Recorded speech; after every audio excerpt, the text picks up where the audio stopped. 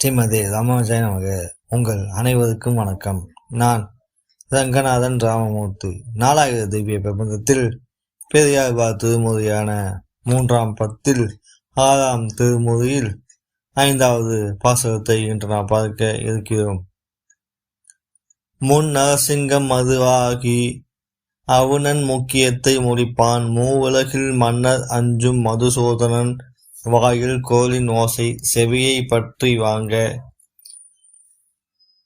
நரம்பு உடைய தும்புரு ஓடு நாரதனும் தம் தம் வீணை மறந்து, கிண்ணற மிதுனங்களும் தம் தம் கிண்ணறம் தொடுகிறோம் என்றனரே.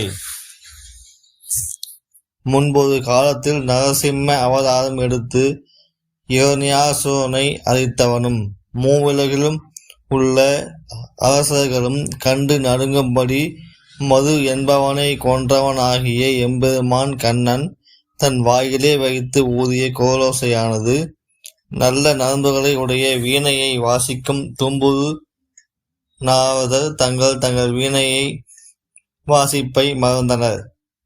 கிண்ணரும் மிதுனம் என்று பெயர் பெற்றுள்ள தேவசாதியினரும் கிண்ணறத்தை இனி தொடமாட்டோம் என்று கூறி வாசிப்பை விட்டுவிட்டனர். சர்வம் கிருஷ்ணார்ப்பணம். ஓம் நமோ நாராயணா. வசுதேவ சுதம் தேவம் கம்சச்சானூர மர்தனம் தேவகி பரமானந்தம் கிருஷ்ணம் வந்தே ஜெகத்குரும்.